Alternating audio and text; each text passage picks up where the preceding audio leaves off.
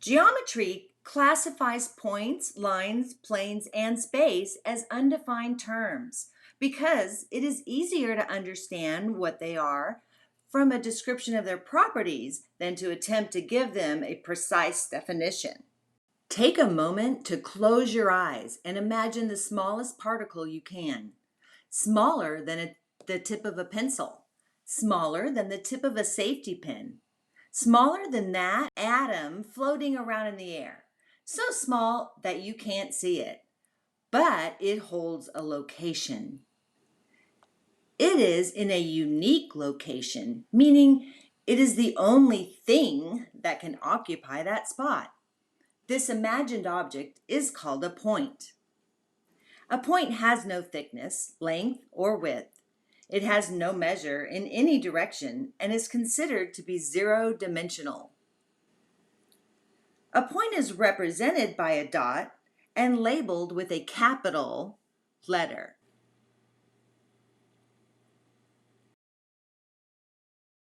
When two or more points sit next to each other, they begin to form a line. A line has no thickness or width. It does have length, but the length extends infinitely in both directions.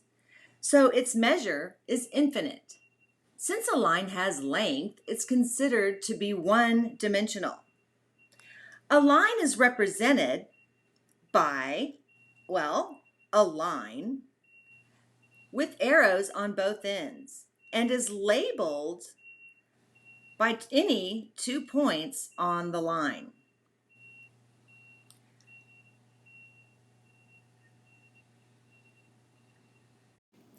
Points on the same line are collinear points. Any 2 points are collinear. When you have 3 points, you can have 3 collinear points or 3 non-collinear points.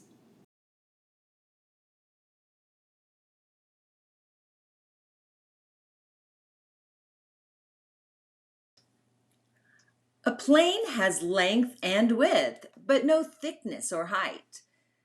It is like a flat surface that extends infinitely in all directions along its length and width. Since a plane has length and width, it's considered two-dimensional. However, just like a point, it is considered to be an undefined term in geometry.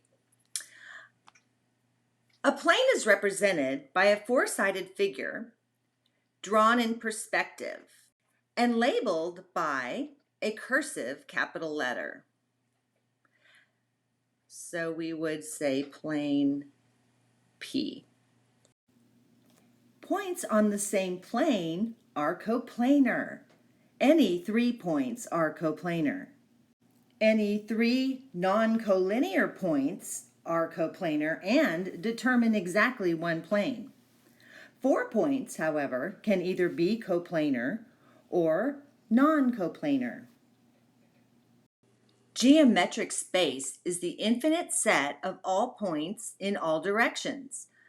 Geometric solid figures are displayed in space. Space has length, width, and height. This is why it is considered three-dimensional.